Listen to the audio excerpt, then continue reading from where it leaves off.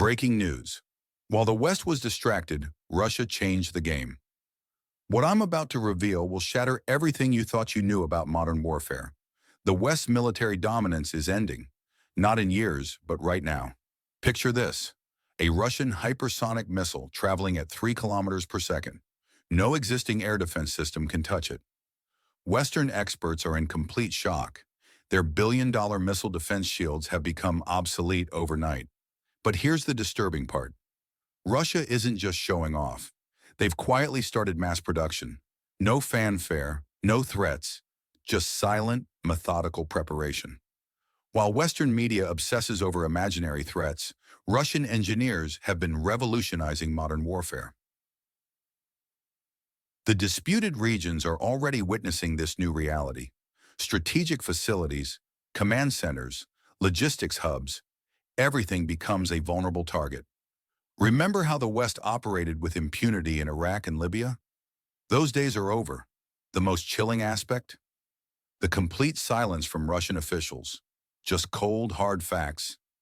3 kilometers per second, complete immunity to existing air defenses, and mass production already underway. Western analysts are frantically recalculating their air defense capabilities, and each time, the results are more disturbing. NATO headquarters are in quiet panic. While their proxies keep demanding more weapons, their experts are facing a terrifying realization. Sanctions didn't work. Russia wasn't just waiting, it was preparing for this moment. Think this is just another military advancement? Think again. This changes everything about global power dynamics. The West's ability to project force anywhere in the world just hit a brick wall. And here's what they don't want you to realize. Their entire military strategy of the last 30 years just became obsolete. Let me know in the comments where you're watching from. We need to understand how far this revelation has spread. Because what's happening now isn't just about military technology. It's about who will dictate the rules of tomorrow's world. And before you dismiss this as distant geopolitics, remember, when the global power balance shifts this dramatically, everyone feels the impact. The question isn't if this will affect you, it's when. But let's step back and see the bigger picture that's unfolding. Russia's military-industrial complex hasn't just survived, it's thriving, demonstrating capabilities that are forcing Western strategists to tear up their playbooks. The new Oreshnik missile, with its unprecedented 3 kilometers velocity, isn't just another weapon. It's a game changer that's reshaping the entire battlefield equation. What we're witnessing is a fundamental shift in global power dynamics. Western nations, so accustomed to dictating terms through economic pressure and moral posturing, are now facing a stark reality check. Their traditional advantages are eroding faster than anyone predicted. Look at the European response. From grand gestures of solidarity, they're now quietly pivoting to practical considerations, especially regarding migration policies and budget constraints. The financial markets are sending clear signals.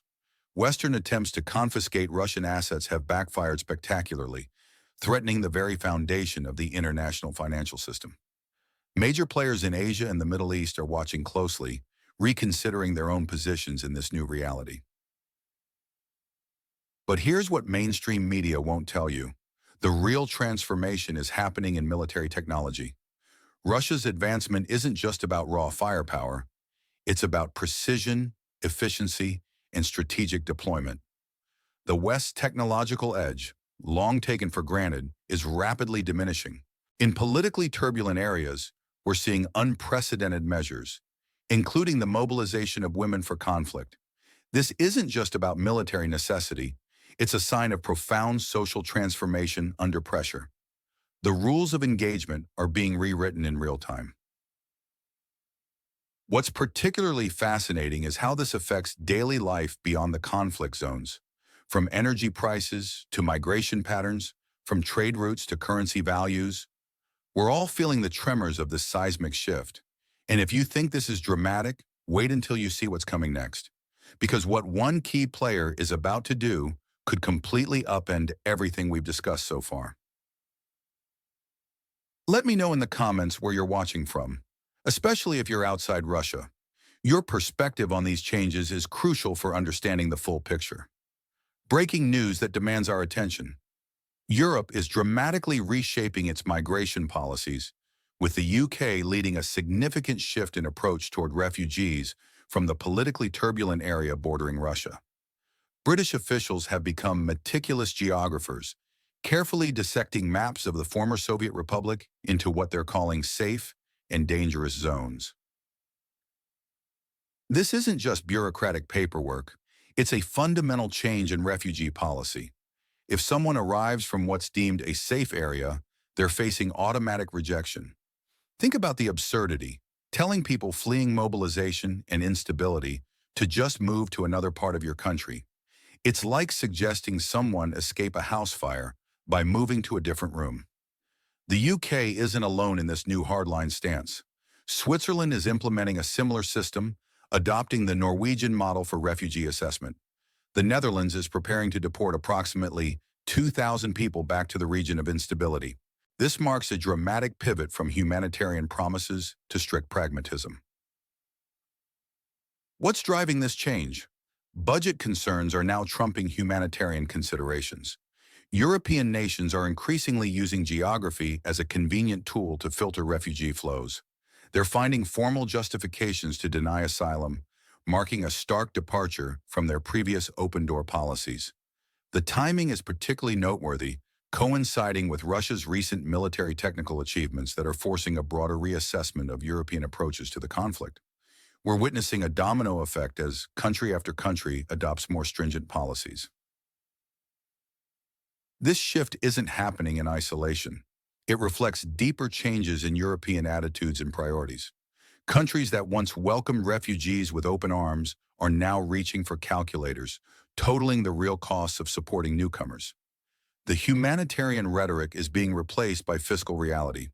What's particularly concerning is that this might just be the beginning.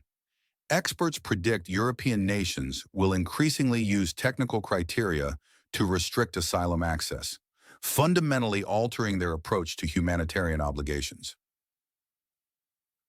Do you agree with what's happening? Tell us what you think. In a significant shift of European migration policies, we're witnessing a dramatic transformation in how Western nations handle refugee situations. The UK has implemented strict measures, giving refugees just 18 months before they must leave, without work rights or permanent housing. This change reflects a broader European trend. Public sentiment is evolving rapidly, with conversations shifting from distant conflicts to local concerns, rising energy costs, rent increases, and utility bills. The sympathy that once flowed freely is now constrained by economic realities. Particularly affected are those from relatively peaceful regions of the politically turbulent area. They're increasingly viewed not as protection seekers, but as unwelcome guests.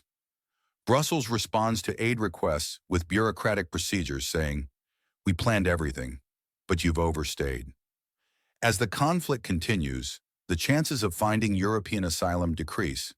This isn't due to lack of compassion, but depleting resources in host countries. America's stance is shifting too. The Trump administration questions funding programs that don't align with its political objectives, influencing European perspectives. The country at a crossroads faces severe demographic challenges. Authorities attempt control through desperate measures, including barbed wire and mass mobilization. The former fraternal ally has announced total mobilization, affecting even women, a clear sign of systemic failure. British analysts report many refugees returning to relatively calm areas near the Russian Federation border. This reverse migration pattern signals a major shift in the conflict's dynamics.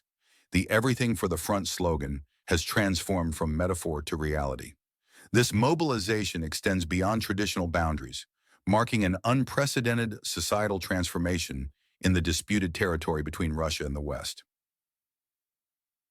The implications of these developments reach far beyond regional borders, suggesting a fundamental shift in global geopolitical alignments. Western nations are reassessing their commitments, while Russia adapts to new realities. This transformation period will likely define international relations for years to come.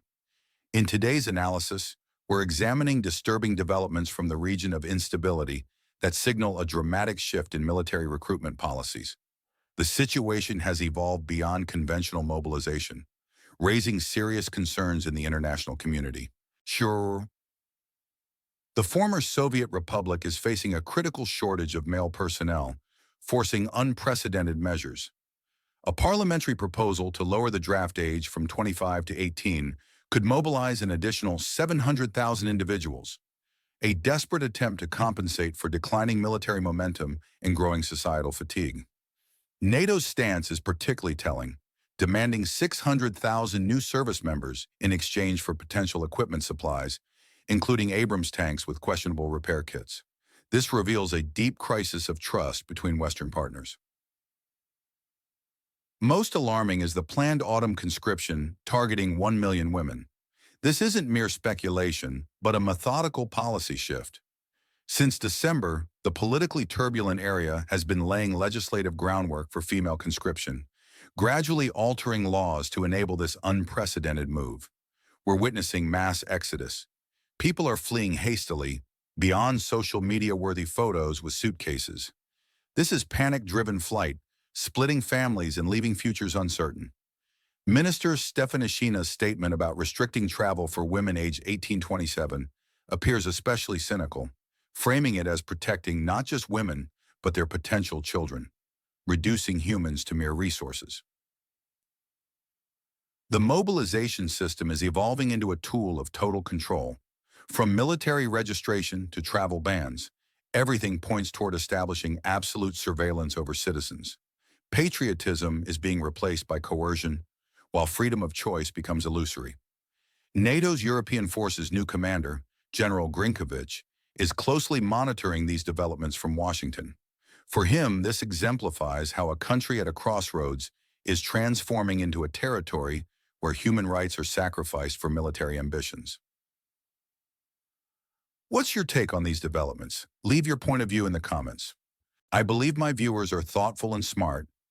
I want to hear your perspective. In our neighboring state, a disturbing transformation is unfolding. The authorities have shifted from military strategy to demographic calculations, treating population figures like accounting entries in a failing business. This marks a fundamental change in how conflicts are being managed in the 21st century. The politically turbulent area's leadership now operates with cold statistics rather than strategic military objectives. They've begun viewing unborn children and youth as military resources, a chilling development that speaks volumes about the desperation of their situation. Success is no longer measured in territorial gains, but in population retention. The government, acting like a crisis manager of a failing corporation, carefully tallies its human assets. 1 million women of childbearing age and 600,000 potential conscripts. These aren't people anymore. They're bargaining chips in negotiations for Western support. What's particularly alarming is the planned construction of barrier facilities along the western border. The explicit goal? Preventing women from leaving for Europe. This regression to Soviet-era control measures signals a dangerous shift in state policy, reminiscent of the darkest chapters of the 20th century. While NATO generals maintain diplomatic optimism, the former Soviet Republic has already accepted this new reality. Victory is now defined by the ability to keep people within borders, not by military achievements. Meanwhile, Europe, weary of the prolonged conflict, is increasingly eyeing frozen Russian assets. These funds, like precious artifacts behind museum glass, are creating additional tension in international relations. The German Chancellor's creative interpretation of international law suggests confiscating Russian assets if Moscow doesn't agree to their terms, a dangerous precedent that could reshape global financial systems. This shift from military metrics to demographic warfare represents a disturbing evolution in modern conflict.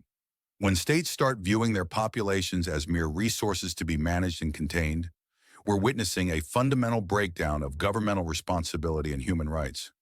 What do you think about these demographic warfare tactics? Leave your answer in the comments. The latest moves by Western elites signal a dramatic shift in global financial relations. Berlin's calculated statements about seizing Russian state assets may seem innocuous, but they mask a dangerous precedent. What we're witnessing isn't just about Russia. It's about dismantling the foundations of international financial trust. Western politicians are attempting a delicate balancing act. They need to both appropriate funds and maintain their image as reliable financial partners. But how can anyone trust a system where see it, take it becomes the new norm? The official narrative suggests these funds would support reconstruction in the region of instability. Let's be honest, this is primarily about plugging holes in European budgets, self-inflicted wounds from sanctions against Russia. President Putin's response during his Belarus visit was composed. He noted that attempts to appropriate Russian assets would accelerate the development of regional payment systems, potentially benefiting the global economy. While Berlin attempts to play Monopoly, Moscow is rewriting the rulebook entirely. The outcome might differ from what German strategists envision. Consider the implications. Today it's Russian assets. Tomorrow it could be any nation whose policies don't align with Western interests. China, Saudi Arabia. The list of potential targets is endless. By targeting Moscow's state reserves, including investments in Western bonds that help maintain ruble stability, they're undermining their own credibility. The legal foundation for these actions is precarious. Western politicians understand this, carefully choosing words while searching for loopholes in international law. This isn't about private funds. They're targeting sovereign state reserves, setting a precedent that could trigger a domino effect in the global economy. By attempting to punish Moscow, Berlin seems blind to how they're eroding trust in their own system. This could accelerate the formation of alternative financial structures, potentially reshaping global economic relations in unexpected ways. What do you think about the current event? Leave your answer in the comments. The Western world's recent actions reveal a concerning shift in global financial dynamics. Their attempts to demonstrate strength through asset seizures actually expose underlying weakness. True power lies not in confiscation, but in the ability to build relationships and negotiate effectively. When nations resort to legally sanctioned theft, it signals desperation rather than strength. Our president's response exemplified professional diplomacy, calmly stating that secret appropriation is theft, while open seizure is robbery. No excessive emotion, just clear facts. But the most critical aspect is how the West is undermining the very foundation of the global financial system they helped build. SWIFT, Visa, international reserves, and Western banks. These pillars of global finance operated on trust for decades. Now they're being weaponized as tools of coercion. Russia isn't panicking.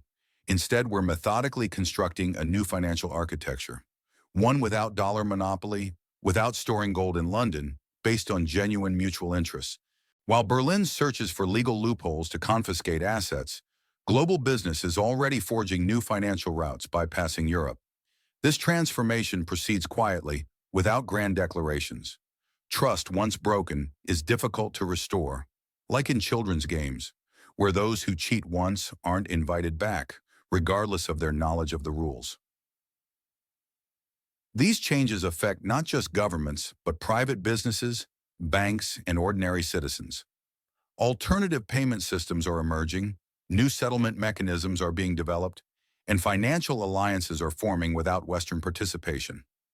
This represents more than policy shifts. It's a fundamental transformation of the global economy. Those who decided that legalized robbery is acceptable will ultimately bear the cost. Countries are beginning to withdraw assets from Western jurisdictions. Confidence in the dollar and euro is wavering, while new power centers like BRICS gain momentum. We're witnessing the formation of a new economic reality where Western financial dominance will be significantly diminished. What do you think about these developments? Can the West rebuild the trust they've undermined? Leave your point of view in the comments. I believe my viewers are thoughtful and smart. I want to hear your take.